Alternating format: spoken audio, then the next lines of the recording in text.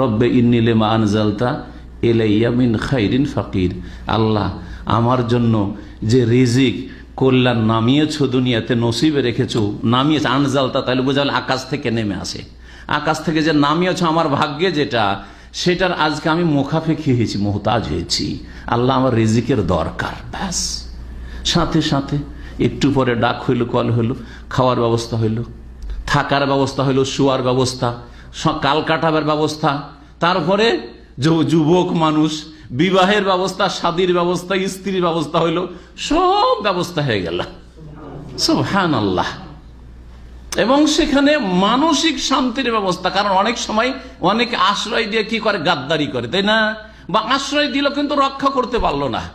কিন্তু ওই দুই মেয়ের বাবা সোয়াইব, সেই সোয়াইব আলাইহিস সালাম ছিলেন না, অন্য কোন সোয়াইব ছিলেন, সেটা তাফসিরের কথা, আল্লাহু আলাম। কিন্তু তিনি বললেন, লা তাখাফ, আর কোনো চিন্তা করিও না, তুমি তো ফেরাউনের ভয়ে পালিয়ে এসছো না, লা তাখাফ, আর কোনো ভয় নেই, এখানে ফেরাউন পৌঁছিতে পারবে না, আর ওকে জানতেও দেব না আমরা।